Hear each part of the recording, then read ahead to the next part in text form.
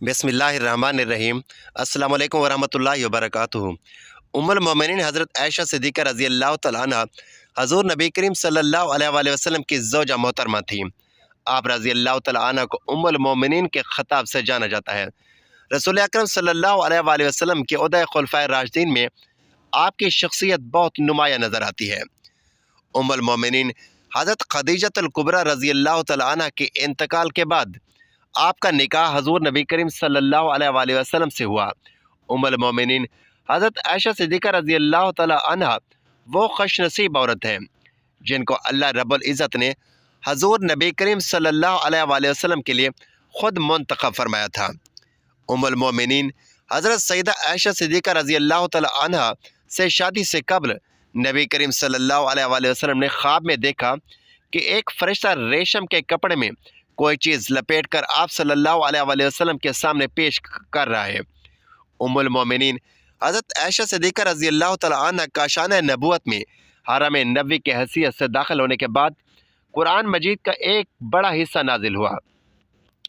उम्मुल मोमिनीन को कम बेश 10 साल हज़ूर सल्लल्लाहु अलैहि वसल्लम के साथ रहने का शर्फ हासिल हुआ। जब आप हज़रत मोहम्मद सल्लल्लाहु अलैहि वसल्लम के निकाह में आईं तो रिवायात के मुताबिक हज़रत आयशा सिद्दीक़ा रज़ी अल्लाह तआला अन्हा की उम्र मुबारक 6 साल थी, जबकि बाद रिवायत में 7 साल बताई गई है। 400 दिरहम आपका हक मार मुकर्रर हुआ।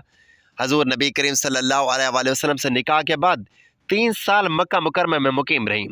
उसके बाद आपने मदीना मुनव्वरा हिजरत फरमाई, जिसमें अमीरुल मोमिनीन हज़रत अबू बकर सिद्दीक़ रज़ी अल्लाह तआला अन्हु भी साथ थे, लेकिन उनके अहल व अयाल मक्का मुकरमा में ही मुकीम रहे। और मदीना मुनव्वरा हिजरत मुकम्मल होने के बाद जब वहाँ तसल्ली बख्श सूरत हाल सामने आई तो अमीरुल मोमिनीन हज़रत अबू बकर सिद्दीक़ रज़ी अल्लाह तआला अन्हु ने अपने अहल व अयाल को मदीना बुलवा लिया। उम्मुल मोमिनीन हज़रत आयशा सिद्दीक़ा रज़ी अल्लाह तआला अन्हा से रिवायत है कि वो फरमाती हैं कि मेरी उम्र 6 साल ही थी कि नबी करीम सल्लल्लाहु अलैहि वसल्लम से मेरा निकाह हुआ। फिर हम हिजरत करके मदीना आए, बनी हारिस बनी खज़रत के मकाम में उतरे। फिर मुझे इतना शदीद बुखार आया कि मेरे सर के बाल गिरने लगे और वो कानों तक रह गए। फिर एक दिन मैं अपनी चंद सहेलियों के साथ झूले में बैठी थी। मेरी वालदा उम्मे रोमान मेरे पास आई और मुझे ज़ोर से आवाज़ दी। मैं उनके पास चली गई, इस हाल में कि मुझे मालूम न था कि उन्होंने मुझे क्यों बुलाया है। उन्होंने मेरा हाथ पकड़कर एक मकान के दरवाजे पर खड़ा कर दिया। मेरा सांस फूल रहा था, हत्ता कि ज़रा दम में दम आया।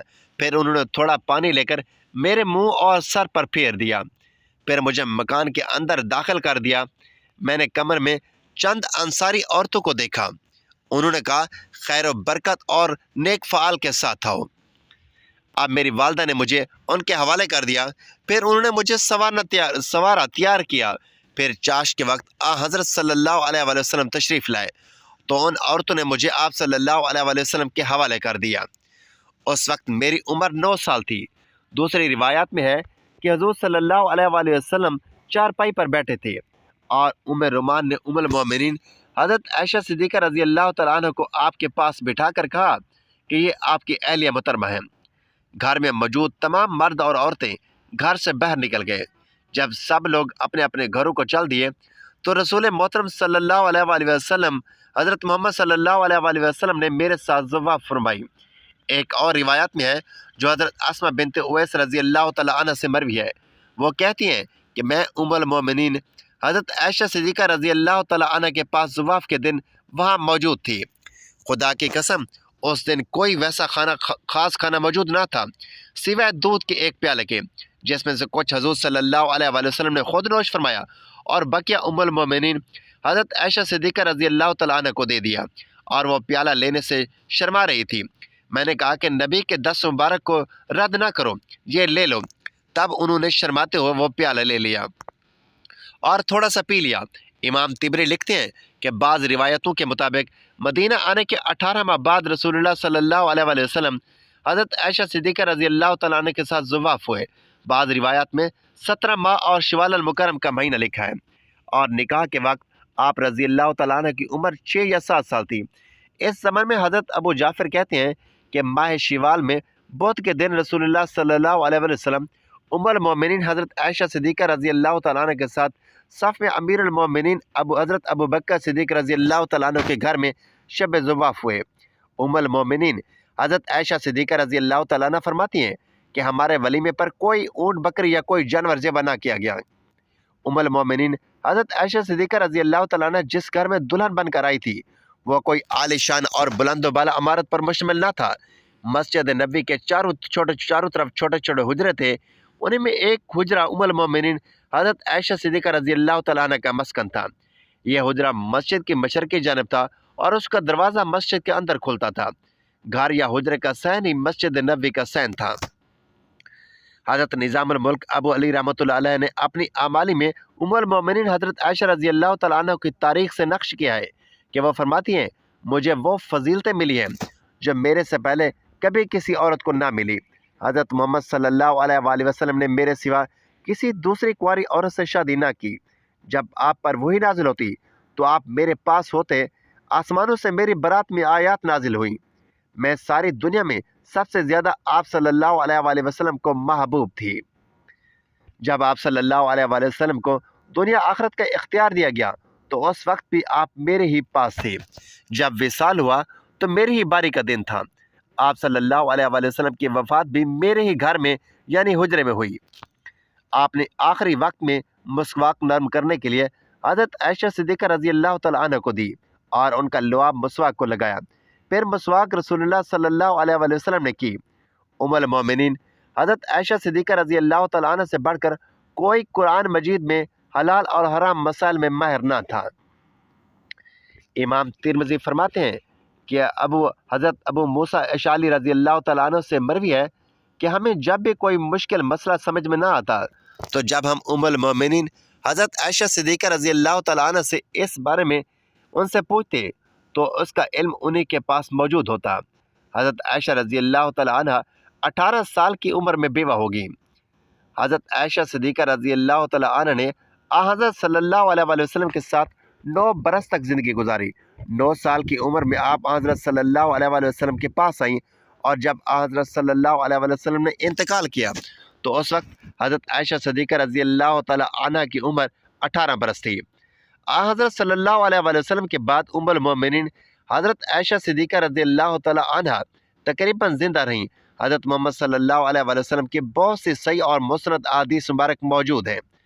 ہم بستری کرنے کے بعد عورت کے لیے صرف نماز، طواف اور مسجد میں ٹھہرنا حرام ہے اور اس کے علاوہ باقی تمام کام کرنے جائز ہیں۔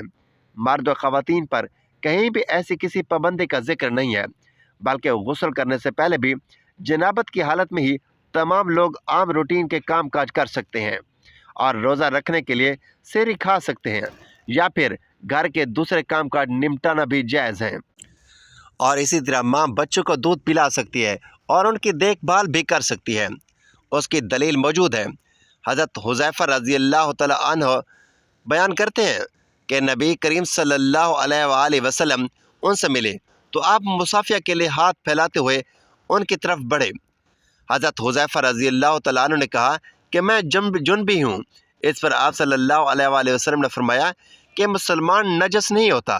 حضرت ابو ہریرہ رضی اللہ تعالیٰ عنہ فرماتے ہیں کہ ایک دفعہ میں حالت جنابت میں ہونے کی وجہ سے نبی کریم صلی اللہ علیہ وآلہ وسلم کے سامنے ہونے کے باوجود بھی ان سے نہ ملا، جس پر حضور اکرم صلی اللہ علیہ وآلہ وسلم نے فرمایا کہ مسلمان ہرگز ناپاک یا نجس نہیں ہوتا۔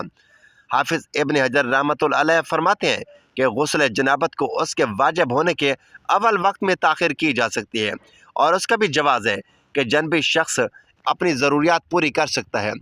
ام المومنین حضرت عائشہ صدیقہ رضی اللہ تعالیٰ عنہ کہتی ہیں کہ رسول اللہ صلی اللہ علیہ وآلہ وسلم جنبی ہوتے اور پانی چوئے بغیر سو جاتے تھے، پھر اس کے بعد اٹھتے اور غسل فرماتے۔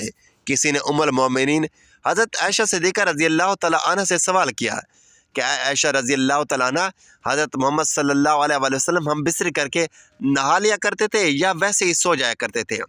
ام المومنین حضرت عائشہ صدیقہ رضی اللہ تعالیٰ عنہ فرماتی ہیں کہ نبی اکرم صلی اللہ علیہ وآلہ وسلم ہم بستری کر کے ویسے ہی سو جایا کرتے تھے۔ جب مؤذن رسول فجر کی اذان دینے کے لیے آتا تھا تو حضرت محمد صلی اللہ علیہ وآلہ وسلم غسل کر کے جسم کو خشک کرنے کے بعد مسجد میں تشریف لے جاتے اور نماز فجر کی جماعت کرواتے اور میں گھر میں آپ صلی اللہ علیہ وآلہ وسلم کی آواز سنتی رہتی تھی۔ پھر آپ صلی اللہ علیہ وآلہ وسلم روزہ رکھ لیتے تھے۔ کسی نے حضرت عائشہ صدیقہ رضی اللہ تعالیٰ عنہ سے پوچھا کہ حضور روزوں کے مہینے میں ایسا کرتے تھے یا آپ کا ہمیشہ کا یہی معمول ہوا کرتا تھا؟ حضرت عائشہ صدیقہ رضی اللہ تعالیٰ عنہ نے فرمایا کہ روزوں کے علاوہ بھی ایسا ہوا کرتا تھا۔ ام المومنین حضرت عائشہ صدیقہ رضی اللہ تعالیٰ عنہ سے مروی ہے کہ آپ صلی اللہ علیہ وآلہ وسلم ہم بستری کرنے کے بعد سونے سے پہلے غسل کرتے تھے۔ ام المومنین حضرت عائشہ صدیقہ رضی اللہ تعالیٰ عنہ جنابت کی حالت میں جب سونا چاہتی تو آپ رضی اللہ تعالیٰ عنہ اپنی شرمگاہ کو دھو لیتی اور نماز جیسا ہی وضو کرتی تھی۔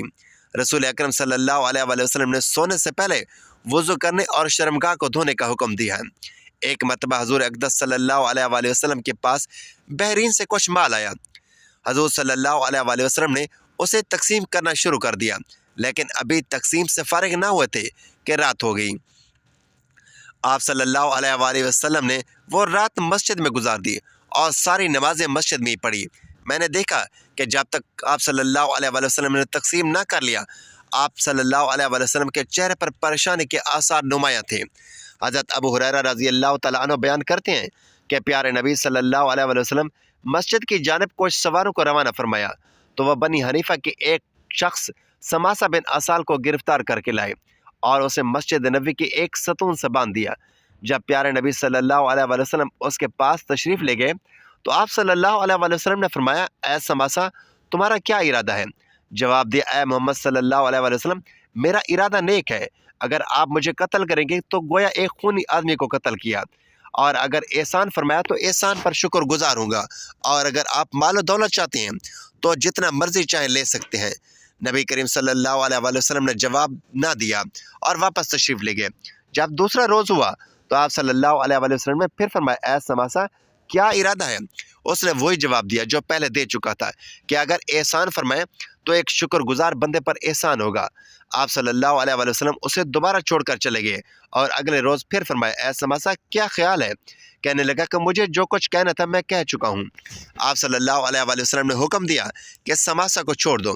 سماسہ رضی اللہ تعالیٰ عنہ نبی کریم صلی اللہ علیہ وآلہ وسلم کے اس حسن اخلاق سے بہت متاثر ہوا کہ وہاں سے چلا گیا اور مسجد کے قریب ایک باغ میں جا کر غسل کر کے مسجد نبوی میں آیا اور کلمہ پڑھ کر مسلمان ہو گیا اور کہنے لگا، میں گواہی دیتا ہوں کہ اللہ رب العالمین کے سوا کوئی عبادت کے لائق نہیں اور محمد صلی اللہ علیہ وآلہ وسلم اللہ کے سچے رسول ہیں۔ اے محمد خدا کی قسم مجھے روئے زمین پر کسی سے اتنی نفرت نہ تھی جتنی آپ سے تھی، لیکن مجھے آج آپ کا چہرہ سب چہروں سے زیادہ محبوب ہو گیا ہے۔ خدا کی قسم آپ کے اسلام سے زیادہ مجھے کوئی دین ناپسند نہ تھا، لیکن آج میرے لیے آپ کا دین تمام دینوں سے زیادہ پیارا ہو گیا ہے۔ خدا کی قسم مجھے آپ کے شہر سے زیادہ ناپسند کوئی شہر نہ تھا، لیکن آج میری نظروں میں آپ کا شہر تمام شہروں سے زیادہ پیارا ہو گیا ہے۔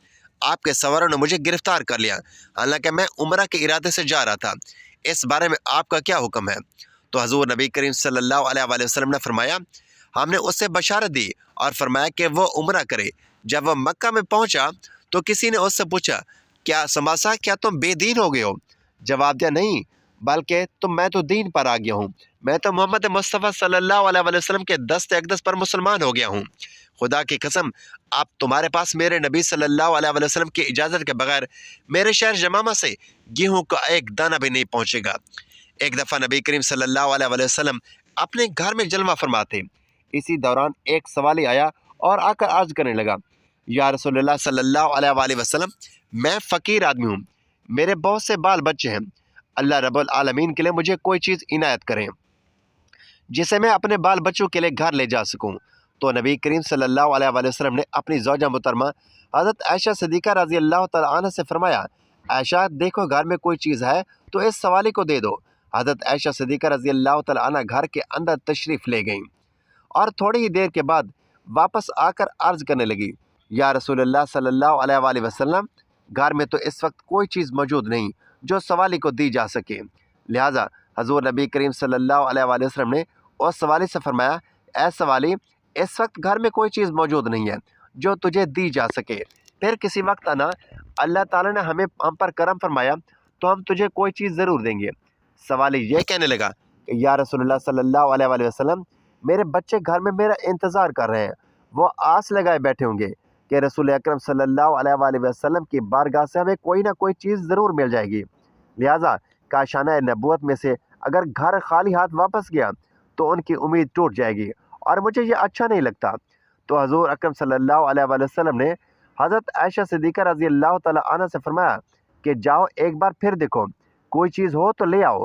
حضرت عائشہ صدیقہ رضی اللہ تعالیٰ عنہ ایک بار پھر اندر تشریف لے گئیں اور بڑی احتیاط سے گھر کا کونا کونا چھان مارا کہ کوئی ایسی چیز مل جائے جو نبی کریم صلی اللہ علیہ وآلہ وسلم اس سوالی کو دے سکیں اور وہ در نبوت سے ناکام نہ لوٹے۔ حضرت عائشہ صدیقہ رضی اللہ تعالیٰ عنہ کو گھر کے اندر ایک کھجور کی گٹھلی کے سوا کوئی چیز نہ ملی۔ حضرت عائشہ صدیقہ رضی اللہ تعالیٰ عنہ نے وہ گٹھلی حضور کو پکڑائی اور کہا کہ یا رسول اللہ، اللہ کی قسم ہے اس ذات کی جس نے آپ کو سچا نبی بنایا، میں نے پورا گھر چھان مارا مگر مجھے اس گٹھلی کے سوا کچھ نہیں ملا۔ حضور نے وہ گٹھلی اس سوالے کو دی اور کہا کہ ابھی یہ لے جاؤ، اس کے علاوہ ہمارے گھر میں اور کوئی چیز موجود نہیں ہے۔ چنانچہ وہ آدمی وہ گٹھلی لے کر گھر سے چلا گیا۔